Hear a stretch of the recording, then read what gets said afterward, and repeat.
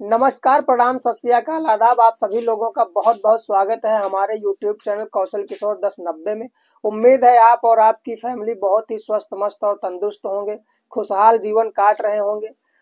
तो कहानियों के सिलसिले में लेकर के चलते हैं एक बहुत ही संगीन जुर्म की कहानी में, जो आज के नौजवान जो लड़के हैं, जो महिलाएं हैं, ऐसे कृत्य कर देते हैं, ऐसी घटनाओं को अंजाम दे देते हैं जिससे बहुत ही दर्दनाक कहानियां पैदा हो जाती हैं। ऐसा ही उत्तर प्रदेश के एक बलिया जिले की घटना है, जहां पर एक लड़की होती है जिसका नाम नीलिमा होता है, और उसकी शादी कम से कम अभी 1 साल ही नहीं पूरे हुए थे, लेकिन उतने में भी एक जो लड़का होता है, उसका जो प्रेमी होता है, वो ससुराल उसकी पहुंच जाता है और वहां पर उसे लोग पकड़ लेते हैं। और पकड़ने के बाद उसके साथ जो घटना करते हैं, जो कांड करते हैं, वो बहुत ही दयनीय स्थिति है।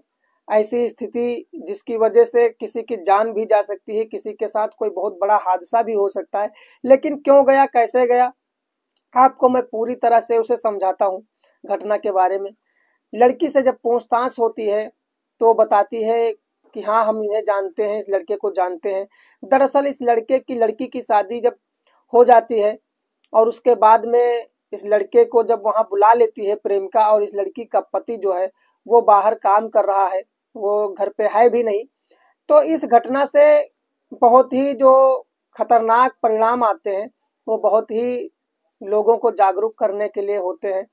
तो उनमें यह था कि जब ये लड़की से पूछताछ होती है तो बताती है कि आज से कम 2 साल पहले हमारी और इनकी शादी हो चुकी है।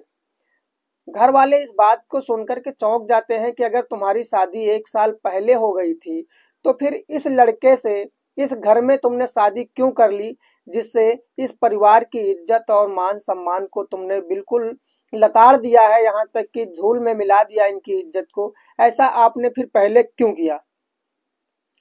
उस लड़के से पूछा जाता है तो वो भी कहता है। तो पूछा जाता है कि कैसे आपकी शादी हुई, तो बताता है कि शादी हमारी मंदिर में हो गई थी। तो कहता है कि फिर अगर शादी आपकी मंदिर में हो गई थी तो आपने फिर इस लड़के के साथ, उस लड़की से पूछा जाता है कि इस लड़के के साथ तुमने शादी फिर क्यों कर ली?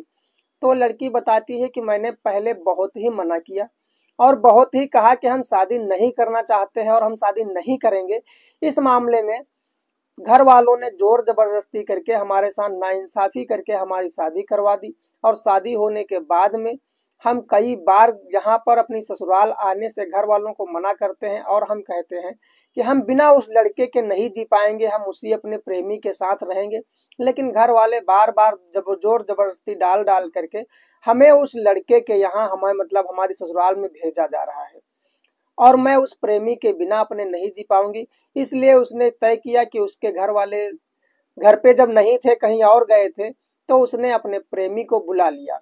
और जैसे ही प्रेमी को बुलाती है रात के समय में, अपने दोनों प्रेमी प्रेमिका जो भी रंगरलियां मना रहे होते हैं, और उनमें एक बहुत बड़ा अचानक मोड़ आ जाता है जब ससुराल के सभी घर वाले जो घर से बाहर थे, वो लोग घर के अंदर आ जाते हैं। दरअसल वो बारात गए हुए थे, शादी में गए हुए थे। उसमें से जब वो लोग वापस वहां से आते हैं तो पता लगता है कि वो लड़का मौके पर ही पकड़ा जाता है। मौके पर जब लड़का पकड़ लिया जाता है तो घर वाले, कुछ लोग उसे मारते पीटते हैं। और जब सुबह होती है तो वहां पर जो उनके घर में मजदूर काम कर रहे होते हैं, तो मजदूर भी उसे मारते पीटते हैं। ऐसी हालात में सुबह जब इस बात की बहुत बड़ी सनसनी मच जाती है, सभी लोगों को यह कहानी पता चलती है, तो सभी लोग वहां पर आने लगते हैं। जब गांव के जवार के लोग सब पहुंचते हैं वहां पर, तो वहां पर कई लोग, न्यूज ट्रैकर, जो मीडिया रिपोर्टर होते हैं, वो भी आ जाते हैं और सारी पूछताछ शुरू करते हैं। उस लड़की से उसके बयान पूछे जाते हैं कि आखिर तुमने इनकी जो इज्जत है वो मिट्टी में मिला दी है, अपनी भी मिला दी है, इनकी इज्जत को तार तार कर दिया है। तो अब क्या ये परिवार वाले आपको यहाँ पर रखेंगे, अपने घर में रहने देंगे? आपको आपको आपका पति अपनी पत्नी मानेगा? आपके ससुराल के जो सास ससुर, आपकी देवर जेठ जो भी हैं, ये क्या आपको अब बहू के रूप में स्वीकार करेंगे? तो लड़की खुले शब्दों में जवाब देती है कि नहीं, मुझे कोई स्वीकार करे या ना करे, लेकिन मुझे अपनी मनमानी करनी है, मुझे इस प्रेमी के साथ ही रहना है। वो कहती है कि अब मुझे इस घर में रहना ही नहीं है, मुझे अपने ही प्रेमी के साथ जाना है और प्रेमी के साथ ही रहना है। वो लड़की और वो लड़का दोनों एक ही जवाब दे रहे थे कि मुझे अपने प्रेमी के साथ रहना है, अपनी प्रेमिका के साथ रहना है। घर वाले बहुत ही गुस्सा होकर के बहुत मारते पीटते हैं। जब मीडिया वाले पूछते हैं कि आपको मारा किस किसने है, तो वो लड़का सभी के नाम बताता है।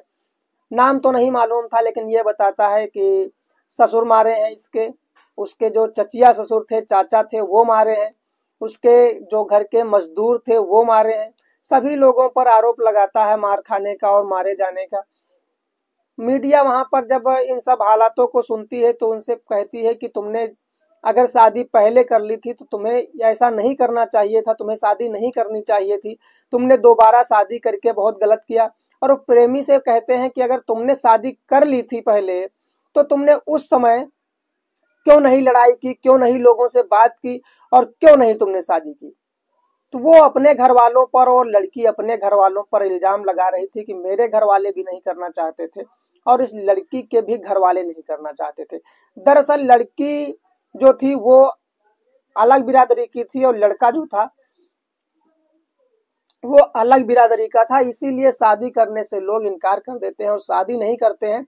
लेकिन कहीं ना कहीं अगर इस प्रकार की घटनाएं होती हैं, ऐसी स्थिति पैदा हो जाती है, तो लोग अपना फैसला ले लेते हैं। लेकिन समय से फैसला न लेने पर उन्होंने थोड़ा लेट फैसला लिया, जब किसी दूसरे की भी इज्जत तार तार हो गई। अगर ऐसा ही करना था, मनमानी करनी थी, तो इन्हें पहले अपना फैसला ले लेना चाहिए था। सभी लोगों ने खैर उसको जब बुलाया गया, लड़के और लड़की को सबके सामने लाया गया, सबके सामने बातचीत हुई, तब तक वहां किसी ने फोन करके पुलिस भी बुला ली थी। और जब पुलिस आ जाती है, पुलिस उनके बयान रिकॉर्ड करती है, पुलिस की जो भी बातें होती हैं वो अपनी रखती है पुलिस, और पुलिस के सामने उन लोगों से पूछा जाता है कि जो भी हो गया सो हो गया, लेकिन अब बताओ तुम लोग अब क्या चाहते हो। उस लड़की को भी दबाव में लिया जाता है कि अगर तुम इसके साथ जाओगी तो ये तुम्हारे साथ बहुत बुरा करेगा, बहुत गलत होगा, और यहाँ तक कि अगर तुम इसको इनकार करोगी तो इस लड़के को बहुत ही दंडनीय सजा हो सकती है। तो इस पे आप क्या क्या कहना है। तो लड़की कहती है कि मुझे कुछ नहीं कहना है, मुझे अपने अब प्रेमी के साथ ही जाना है। और वो लड़की बिल्कुल तैयार हो जाती है, और वो उसका जो प्रेमी होता है लड़का, वो भी इसी बात पर अड़ा हुआ था, इसी बात पर जो जोर दे रहा था कि मैं भी इस लड़की को ले जाऊंगा और इससे शादी करूंगा। खैर कुल मिलाकर के सारी बातें हो जाने के बाद में यही होता है कि उस लड़की को उस लड़के के साथ भेज दिया जाता है, और पुलिस कार्रवाई के अनुसार उनकी जो भी लिखा पढ़ी है वो यहाँ से करवाने के बाद में कोर्ट में शादी करवाने का जो भी फैसला लिया जाता है, तो उनका कोर्ट मैरिज के लिए जो भी पेपर तैयार करवाने हैं, कागजात तैयार करवाने हैं, उसके लिए उनको अप्लाई करवा देते हैं। तो कहीं ना कहीं जो भी कुछ ये घटना हुई, जो भी मामला हुआ, उसमें कहीं ना कहीं बड़े बुजुर्गों की ही गलती थी।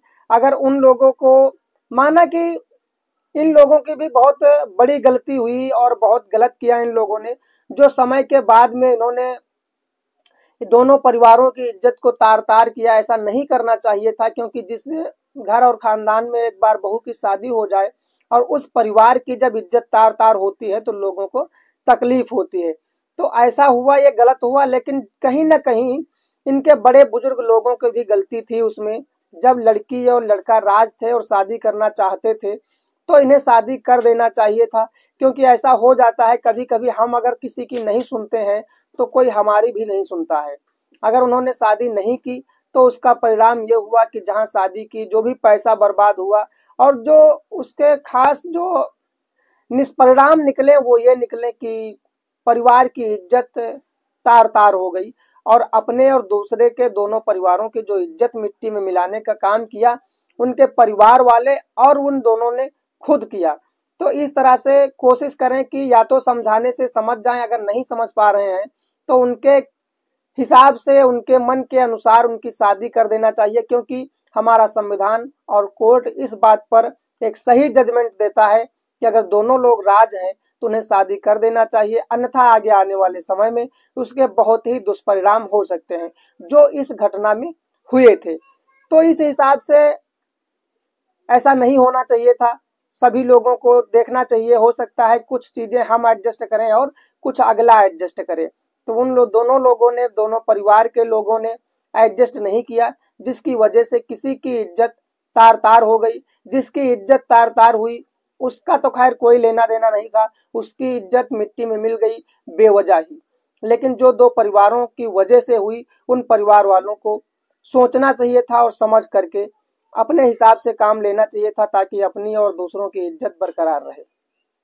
तो खैर इस घटना को मैंने जैसे जाना वैसे आप लोगों को बताया। उम्मीद करते हैं कि आप लोग इस घटना से कुछ न कुछ समझ पाए होंगे। कमेंट में अपनी राय भेज सकते हैं। वीडियो अच्छा लगा है तो लाइक कर दें, चैनल को सब्सक्राइब कर दें। रोज रात 8 बजे मैं आपके लिए ऐसी ही घटनाएं, ऐसी ही कहानी लेकर के आता रहता हूं। तो उम्मीद करते हैं आप कुछ न कुछ समझ पाए होंगे। कमेंट के माध्यम में जरूर बताएंगे। कल रात 8 बजे मिलते हैं, तब तक के लिए नमस्कार, धन्यवाद, जय हिंद।